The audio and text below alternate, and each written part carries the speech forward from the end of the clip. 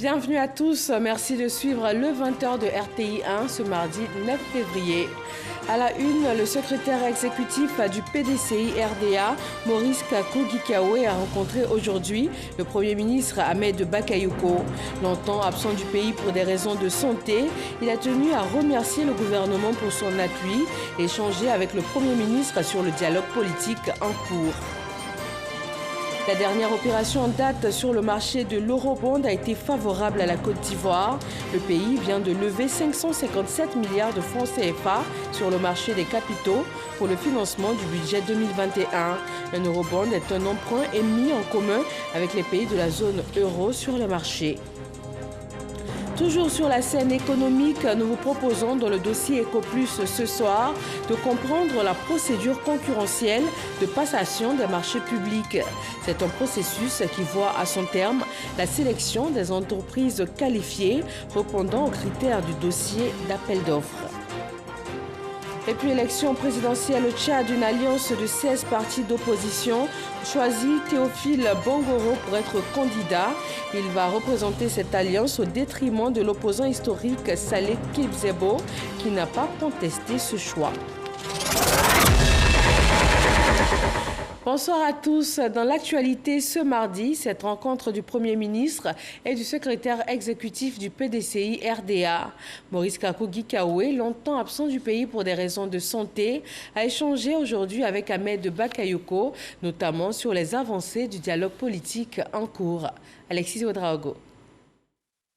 Le chef du gouvernement Ahmed Bakayoko ouvre ses portes ce mardi au secrétaire exécutif du PDCI RDA. Comment ça va? Maurice Kakou-Gikawe est venu s'enquérir de la bonne marche du dialogue politique à la veille des législatives.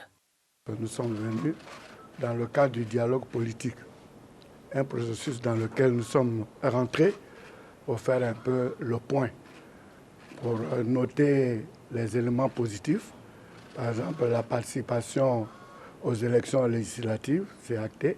Également, les efforts qui ont commencé à être faits dans le cadre de la libération des prisonniers, en insistant que le mouvement puisse s'accélérer pour que ceux qui sont encore en prison puissent être libérés, et regarder aussi les autres points tels que le dialogue des grands leaders qui se mettent en place. Et puis encore, on a parlé aussi du fonctionnement des partis politiques. Nous avons une oreille très attentive auprès de M. le Premier ministre qui a pris des engagements. Nous savons déjà les gestes qu'il a posés par le passé dans le cadre de l'application de ces accords et nous lui demandons de faire encore beaucoup plus pour décrisper encore mieux l'atmosphère pour que les différentes décisions prises puissent être appliquées pour le bonheur des Ivoiriens dans le cadre de la réconciliation dont nous parlons tous. Hors du pays depuis de longues semaines pour raisons de santé, Maurice Kakou-Gikawe a tenu à dire merci pour le soutien à lui apporté par l'État. J'avais été évacué et je suis revenu, donc il a dit merci au Premier ministre, au gouvernement pour cet acte qui a été posé. Après le boycott de la présidentielle, le PDCI RDA est engagé pour les législatives du 6 mars prochain. Autre rencontre dans le cadre du renforcement de la cohésion en Côte d'Ivoire. Le ministre de la Réconciliation nationale a échangé avec l'ambassadeur du Maroc en Côte d'Ivoire. Kwadio Konan-Bertin s'est ensuite rendu au secrétariat chargé des droits de l'homme dans le cadre de sa tournée auprès des institutions de l'État. Éric Goré. Le ministre de la Réconciliation nationale, Kwadio Konan-Bertin, et la secrétaire d'État chargée des droits de l'homme en séance de travail. Les deux personnalités sont entourées de leurs collaborateurs. Au cœur des échanges, des sujets qui touchent à la réconciliation des Ivoiriens. Pour réussir sa mission, le ministre de la Réconciliation nationale se dit ouvert à toutes les propositions allant dans ce sens. La démarche que nous comptons donc mettre en œuvre, nous voulons donc associer toutes les institutions que la Côte d'Ivoire s'est donnée. Chaque institution dans son domaine peut être utile à la réconciliation. Pour sa part, la secrétaire d'État chargée des droits de l'homme salue l'initiative. Nous avons élaboré des stratégies dans un partenariat ministère de la Réconciliation secrétariat d'État en vue d'une réconciliation efficiente prenant en compte les droits humains. C'est après cette séance de travail dans les locaux du secrétariat d'État chargé des droits de l'homme que l'ambassadeur du Maroc en Côte d'Ivoire a été reçu par le ministre de la Réconciliation nationale. Le diplomate encourage Kouadio Konan-Bertin dans ses nouvelles fonctions. Il convient à toutes les parties prenantes de se mobiliser pour faire de ce pays et de réaliser le potentiel de ce pays. Et je pense que sous l'égide de M. le ministre, ce travail sera fait, vu son parcours, vu sa compétence politique, vu son expérience. Occasion pour le ministre de se prononcer sur les relations qui lient la Côte d'Ivoire au Maroc. Les liens très étroits qui entre donc le Maroc et la Côte d'Ivoire. Et cela remonte depuis l'époque de Félix Houphouët-Boigny et Hassan II. Ces liens ont toujours été perpétrés et nos relations aujourd'hui entre les deux pays frères sont excellentes et ce ne sont pas les nombreux déplacements du roi en Côte d'Ivoire, du roi marocain en Côte d'Ivoire qui me diront le contraire. Depuis sa nomination, Kouadio Konan-Bertin est sur le terrain pour rechercher les solutions qui vont unir davantage le peuple de Côte d'Ivoire. Toujours en faveur de la paix et du vivre ensemble, le médiateur de la République a installé les comités de veille des villes de Daoukro et de Toumoudi. Il s'agit pour Adama Toungara de comprendre les raisons des crises communautaires qui ont touché ces départements et surtout mettre en place des solutions pour renforcer le vivre ensemble. Amadou Ouattara. Le médiateur de la République à la rencontre des différentes communautés du département de Daoukro.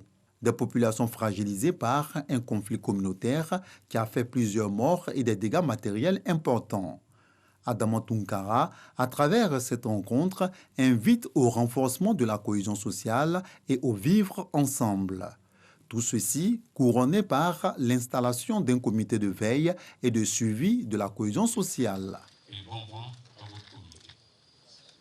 Nous espérons avec certitude que les membres que vous avez bien voulu installer ici dans le département de Daoukro apporteront un plus dans la recherche de la paix et de la cohésion sociale au sein de nos communautés.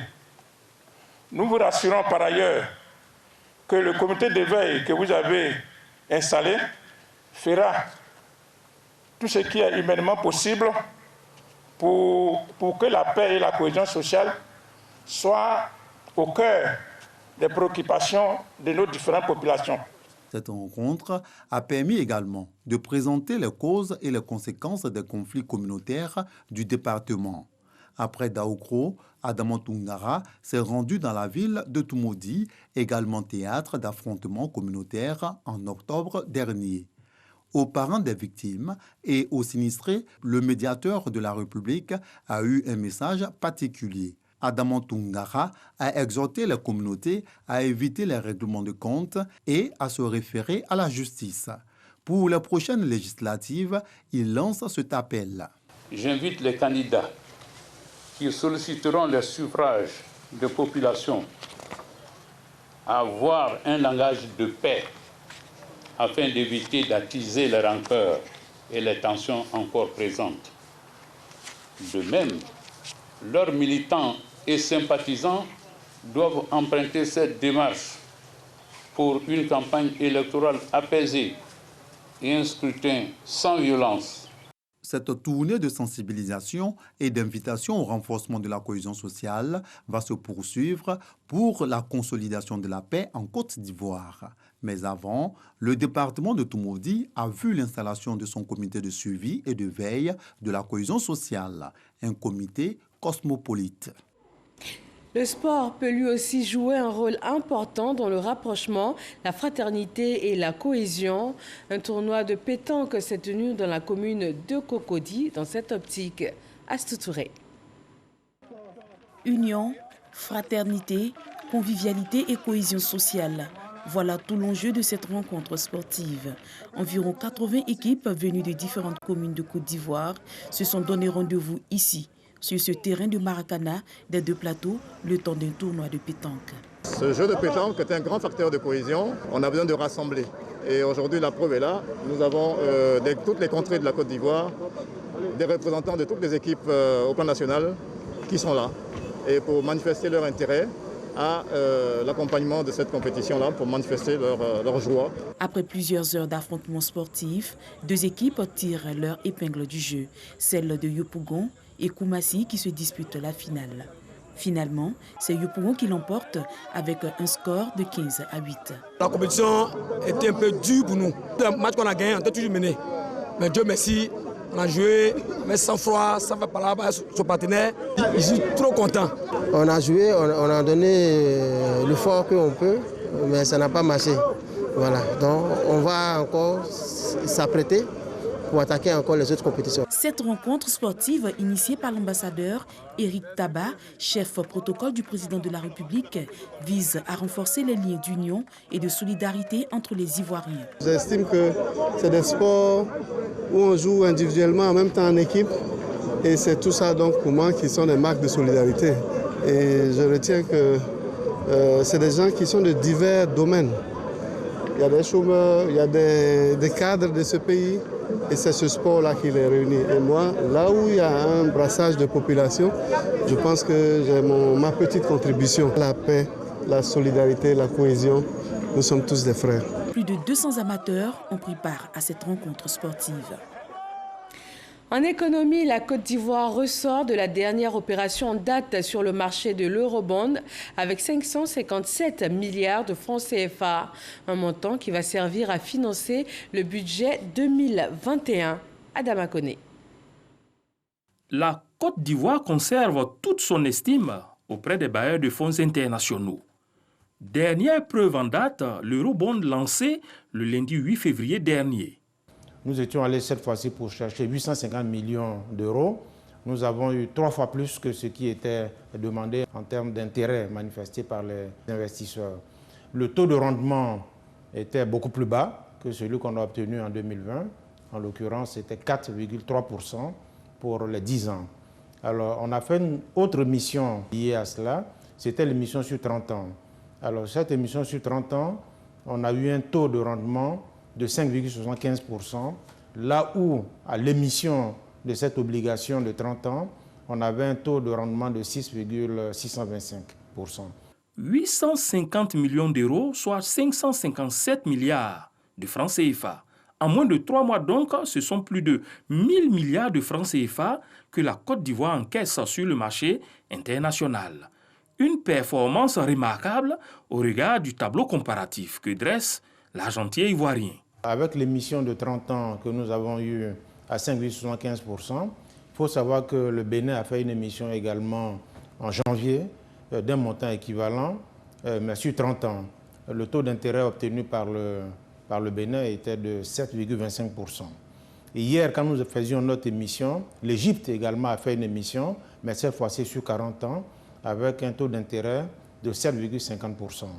Et il faut savoir également qu'un pays comparateur comme le Ghana a fait une émission sur 40 ans en février 2020 avec un taux de 8,875%. Quand vous regardez, vous voyez effectivement que la Côte d'Ivoire a des taux qui sont très favorables. Et tout ça, c'est dû effectivement à la gouvernance et aux performances économiques que nous réalisons sous le leadership du président de la République. Cette dernière opération a forcé l'appétit de 118 investisseurs individuels. Au ministère de l'Économie et des Finances, l'on affirme que ce succès est germé par la robustesse de l'économie ivoirienne. Autre fonds à récolter pour financer l'économie ivoirienne, la Direction générale des impôts revalorise ses objectifs pour l'année 2021. Les prévisions de recettes brutes attendues s'établissent à 2748,7 milliards, une progression de 16,9% par rapport à 2020. Jean-Luc Gbangbo. C'est un résultat globalement positif réalisé par la Direction générale des impôts au cours de l'exercice 2020. En fin de parcours, les réalisations enregistrées par notre administration s'établissent à 2352,1 milliards de francs CFA. Il se dégage ainsi un écart positif de 56,2 milliards de francs CFA pour un taux de réalisation de 102,4%. En comparaison avec 2019, il s'agit d'une hausse de 49,3 milliards de francs CFA réalisée par la DGI, la Direction générale des impôts. Un résultat certes satisfaisant, mais en deçà du potentiel fiscal du pays. C'est pourquoi, pour 2021, les prévisions de recettes assignées à la Direction générale des impôts ont été revues à la hausse. Les prévisions de recettes attendues pour l'année 2021 s'établissent à 2748,7 milliards de francs CFA. Elles sont donc en hausse de 396,5 milliards de francs CFA. Pour relever ce défi, la Direction générale des impôts devra faire sienne les réformes et nouvelles orientations de développement. Le premier qui me vient à l'esprit, c'est celui de l'ajustement de la population fiscale. C'est quelque chose dont on a souvent parlé, mais je pense qu'il faut qu'on puisse commencer à progresser significativement sur ce dossier. Nous avons beaucoup travaillé à la digitalisation, notamment au niveau des grandes entreprises et des entreprises de taille moyenne.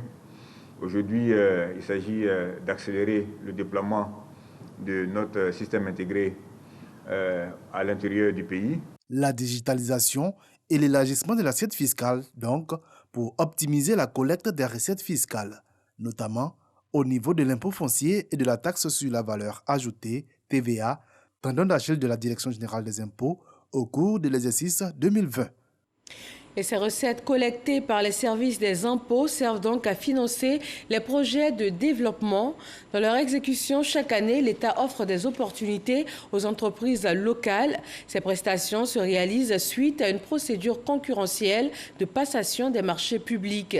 Comment cela se passe-t-il concrètement? Quelles sont les étapes, les intervenants ou encore les enjeux? EcoPlus est signé ce soir par Mahama Traoré et il répond à toutes ces questions.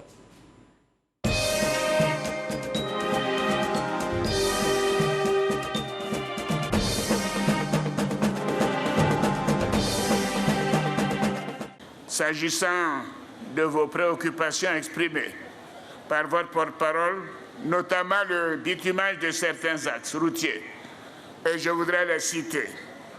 Zouenoula-Beoumi, Zouenoula-Daloa, Zouenoula-Bavois. Je tiendrai mes engagements de les faire dans le prochain quinquennat. Des projets de développement accueillis avec enthousiasme par les populations, mais il faudra encore patienter, car tout projet à réaliser obéit à une série d'étapes à franchir, dont la désignation de l'entreprise qualifiée pour l'exécution des travaux. C'est la procédure de passation des marchés publics. Au ministère de l'Équipement et de l'Entretien routier, cette responsabilité est dévolue à Drissa Traoré.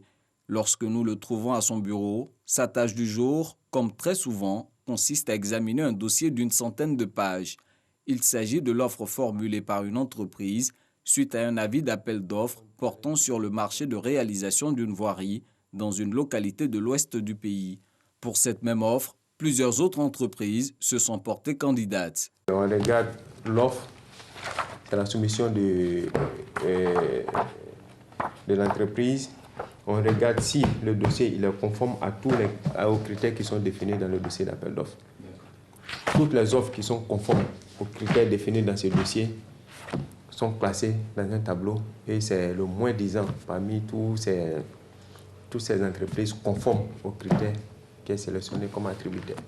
Attributaire, c'est-à-dire l'entreprise retenue à l'issue de la procédure de passation des marchés publics. Cette procédure est composée d'une dizaine d'étapes.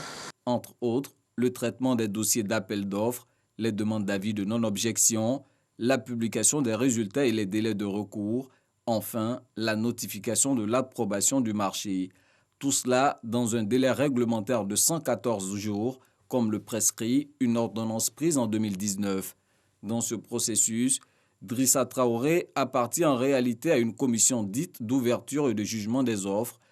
La commission d'ouverture des plis et de jugement des offres se réunit pour procéder à l'analyse des offres qui ont été réussies. Après l'analyse, c'est au terme de cette analyse qu'on désigne les attributaires provisoires. Provisoires parce que les résultats doivent être soumis à la validation de la Direction générale des marchés publics. Veiller à la régularité de cette dizaine d'étapes est l'affaire de la Direction générale des marchés publics. Dans sa mission de contrôle, cette entité doit veiller à ce que les procédures soient conformes au Code des marchés publics. Tout se fait dans une course contre la montre afin de respecter les délais. Selon le Code, on a 5 jours pour donner notre avis. Donc quand le président de la commission nous saisit pour qu'on donne notre avis d'objection ou de non-objection, le dossier rentre dans les dossiers à traiter. Il va rentrer peut-être dans 2 jours après, ça va rentrer dans avant J-2, avant J-1, et aujourd'hui, je dois sortir absolument 4 dossiers. S'ils ne sortent pas, ça veut dire qu'il y a un problème. La réglementation du secteur de la commande publique offre aux entreprises une possibilité de recours. Généralement, nous tournons autour des 114 jours. Ça dépend des dossiers. Il y a des dossiers où il y a des contentieux et on peut aller au-delà. Mais quand il n'y a pas de contentieux, généralement, nous sommes en deçà des 114 jours. Lorsque le soumissionnaire estime qu'il a été évincé ou qu'une disposition a été mal appliquée à son détriment, alors il peut faire un recours. Il a deux possibilités. Il fait un recours direct en tant que partie à la procédure, ou alors ça peut être une situation de dénonciation d'une irrégularité. En cas d'irrégularité avérée, la procédure en cours peut être annulée et l'appel d'offres relancé. Autre conséquence, une peine d'une suspension de 2 ans infligée aux entreprises reconnues coupables de fraude ou de corruption.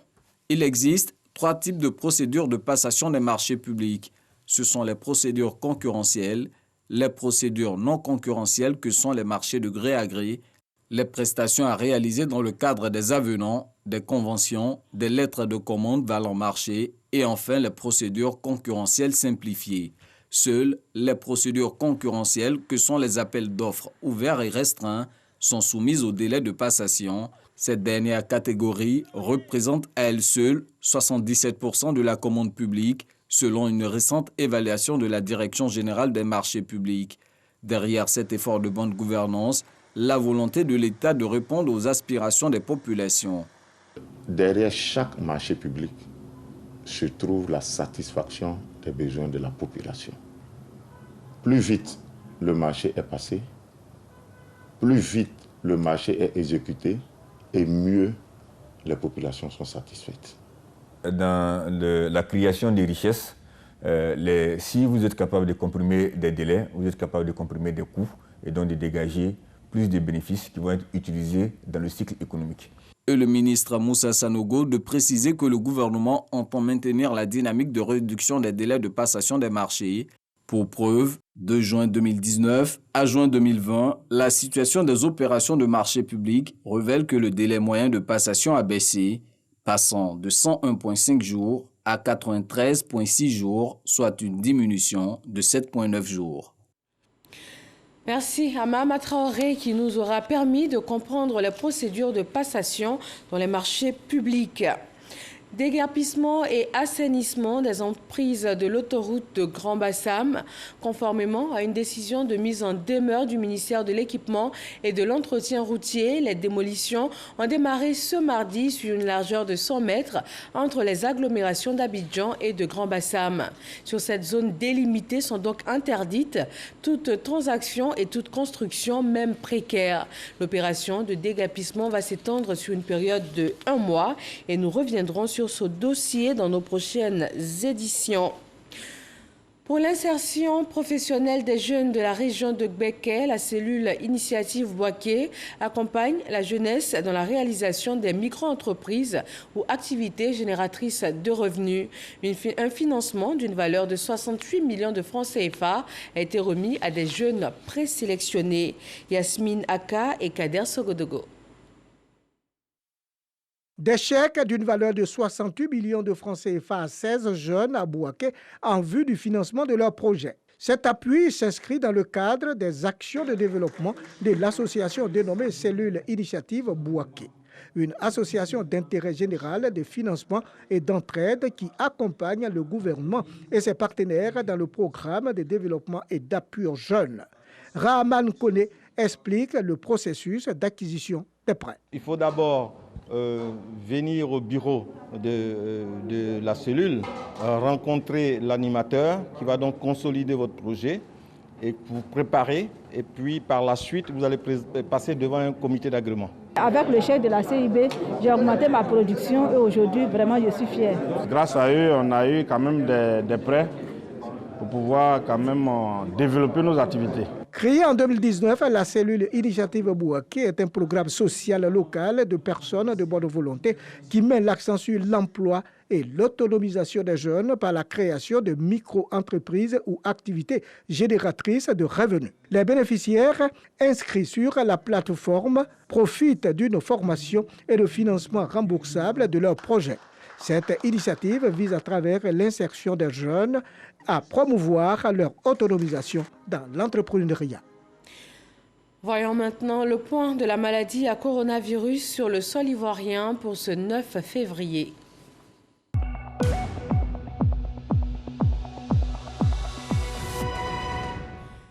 Le ministère de la Santé et de l'Hygiène publique a enregistré aujourd'hui 107 nouveaux cas de Covid-19 sur 1480 échantillons prélevés. 238 personnes ont été déclarées guéries et 0 décès. Le comité de pilotage du projet Liane 2, leadership et initiative des acteurs non étatiques, s'investit dans la lutte contre cette pandémie. Une exposition photo dénommée Face cachée, fruit d'un travail de recherche photographique, s'est intéressée à la Covid-19. Voyons cela avec Amadou Ouattara. Depuis mars 2020, des organisations de la société civile en Côte d'Ivoire sont engagées dans la lutte contre la Covid-19. Toutes les organisations de la société civile ont fait de l'information à partir des documents qui avaient été remis par le ministère de la Santé, ont sensibilisé aux mesures barrières, ont fait en sorte que les endroits qu'on pouvait désinfecter, qu'il y ait désinfection, et aussi nous avons réorienté la communication pour dire aux gens il n'y a pas de coronavirus dans les services de santé. Il faut les fréquenter. C'est pour faire un point de ces actions menées que se tient cette troisième réunion du comité de pilotage du projet Liane 2, entendez leadership et initiative des acteurs non étatiques.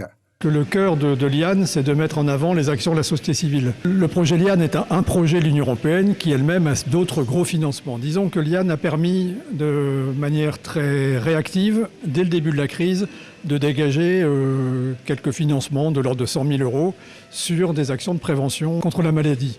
La préoccupation maintenant, il ne faut pas que les mesures de prévention s'abaissent. La conférence conjointement animée par la Convention de la société civile, la Fédération nationale des organisations de santé et Caritas Côte d'Ivoire pour présenter le livre blanc de la société civile sur la Covid-19 ainsi que l'ouverture de l'exposition photo réalisée par l'artiste ivoirien Romaric Ibrahim ont constitué des temps forts de cette troisième réunion du projet Liane 2.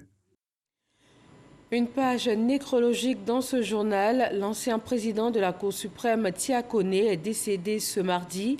Il a dirigé la Cour suprême, actuel Conseil constitutionnel, du 12 juillet 2000 au 13 avril 2011. À sa retraite, Tia Kone a adhéré à l'UDPCI avant de créer son parti, l'Union pour la défense de la République, en avril 2018. Et puis on termine au Tchad, une alliance de 16 partis de l'opposition choisit Théophile Bonrongo pour être candidat à la présidentielle du 11 avril prochain.